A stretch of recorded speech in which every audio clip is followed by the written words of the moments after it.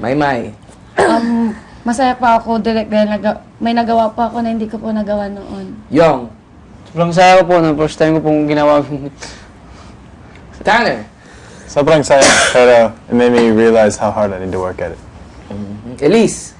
Nalaman ko po yung mga kahinaan ko na kailangan ko po pong i-improve. Okay. Yes, McCoy. Marami po ako natutunan at sa pagkakataon nun, parang hindi ko po nakilala ang sarili ko dahil sa kakaiba na iba yung nagawa ko po. Cora. It was enlightening po, and I learned different things to expect, and especially what to improve. Kisses.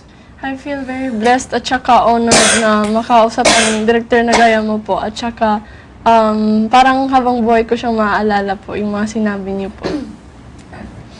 Blew my mind because I never thought I'd be able to do that. And like Tanner and everyone else, it made me realize what exactly I have to work on. So you all know that acting is not an easy job. Yes, po. It's not like, wow, you're in the middle of the limelight and all that. So you all know it's a craft that needs to be worked on, right? And every day you learn something. Yes? Yes, Yes! Yes! Okay, and you now know that it's very important to always be in touch with your emotions. Yes? Yes! Okay, so you guys will really have to work with. A lot of you are very, very, very, very promising, really. But that doesn't mean, it doesn't stop there. Just because you can cry or you can get angry or whatever, well, you're magaling na. Pag tinapong kayo dun sa mga magagaling na artista, you know, there's such a thing as kakainin ng buhay. Kakainin nila kayo talaga ng buhay pag if you're not on your toes. And you know this, Elise. Diba? So, if you're really serious about acting, you guys are gonna work for it, right? Yes, And really constantly, aside from workshops, do your homework. Ako as a director, I do my homework. When I read a script and I see that I need something, I go, and to this day, I've been a director for 25 years. To this day, if I need to see, I sit down in the middle of EDSA with all the buses and all that just to get a feel of whatever. I still go to Quiapo Market to get a feel to see what's happening. I go to Eastwood. I go on a Sunday to see what's a Sunday afternoon compared to what it is on a Monday morning. You know, you always need to research on your own. Don't rely on the internet. That's not real life, you know. The internet is where the sensibilities are different. You know what a sensibility is? Something that's very, very Filipino. Something, or if you're an American, something's very American, like football or something. A sensibility is something that's so Filipino, like fish balls is a sensibility. Fiesta is a sensibility, something that, you know, it's very, very Filipino. It's unique to our culture. It's unique to our being. It's unique to us as a people. So the sensibilities, if you Google, the sensibilities in Tondo are different from the sensibilities in Alabang, which are different from the sensibilities in Zamboanga, right? Which are different from the sensibilities in Bulacan. So it's not just a matter of reading the script, acting ko, ay hindi. Doon pumapasok yung mga nuances. How will you act? How will you act and how will you know your character unless you do your own research? Acting is not trabahong tamad. Kung tamad ka, you don't belong to this industry. Everybody does their work. The producers do all their homework. The writers do a lot of research. They do all their homework. Kami mga director, katakot-takot na research ang ginagawa namin. And if you will one day talk and sit down with the seasoned actors, the veterans, they will tell you the same thing. It's not just a matter of reading the script and saying the lines. A lot of work goes into every character, and that's one thing I want you guys to remember and take with you wherever you go. Okay? Yes, po, Direk. Okay. Yes, po, Direk. Okay, build your craft. You know, build it. Do your research. Do your homework. Hone your craft. And that's really a lot of hard work. Okay, and you know, if you guys are really committed to it, maniwala kayo. Vision ko yan.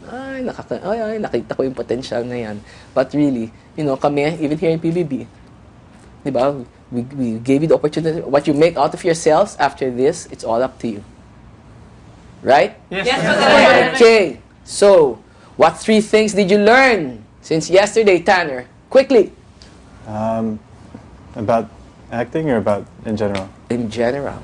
How difficult it is to act for me personally, and also, I guess, the different ways you can act. Okay. And how to,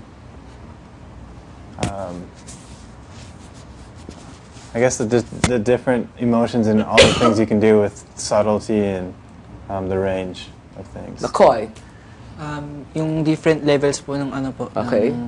ng emotion po. Tsaka po, napaka-importante po na mata pagdating po sa acting po. Tsaka magkaroon ng freedom pagdating po sa acting para mag-loosen up pagdating po sa katawan.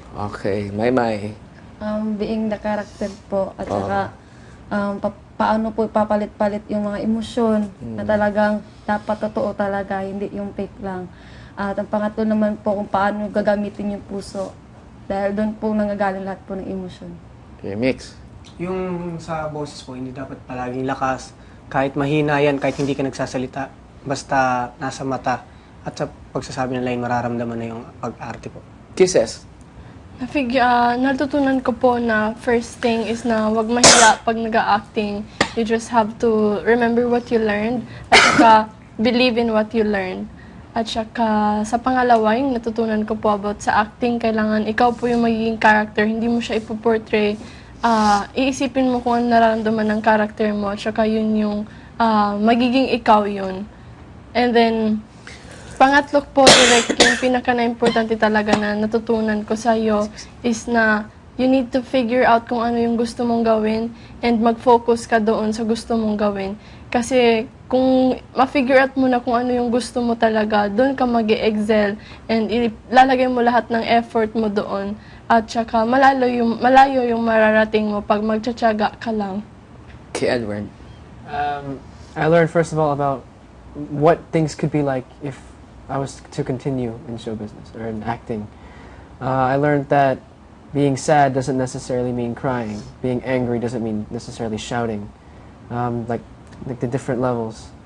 And just, I learned today that I never thought I could do things like that.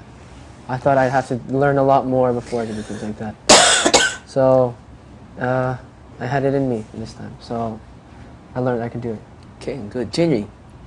I learned that I had to lose myself and be one with the character. Try to learn how to put the experiences into my acting and to see every detail. Clara.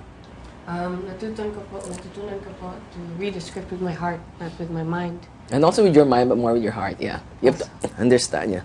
And pwede ako mag-communicate with my eyes just as much as anything else at levels. Very, very important. And learning never stops. Yong. Marami pa akong natutunan acting po kasi first time mo din po mag-acting na lahat po natutunan. Dapat po yung damdamin mo po yung script, hindi lang po sa utak. Dapat nasa heart din. Isipin mo din yung kung ano po yung script na ibibigay po sa'yo. Dapat doon ka lang po talaga focus sa kung tanapi ko din po na dapat po kung ano mo yan yung script, sisigaw ba or iiyak ka man o ano po. Marami pa akong natutunan sa inyo po. Natutunan ko po na mas importante yung emosyon sa likod ng mga linya na sinasabi o binibitawan ng isang aktor po. Pangalawa po, yung iba't ibang emosyon, pag naiiba mo yung emosyon mo, kailangan pati yung mata mo sumasabay sa pag-iba ng mga actions mo, mga nuances mo. Pangatlo po,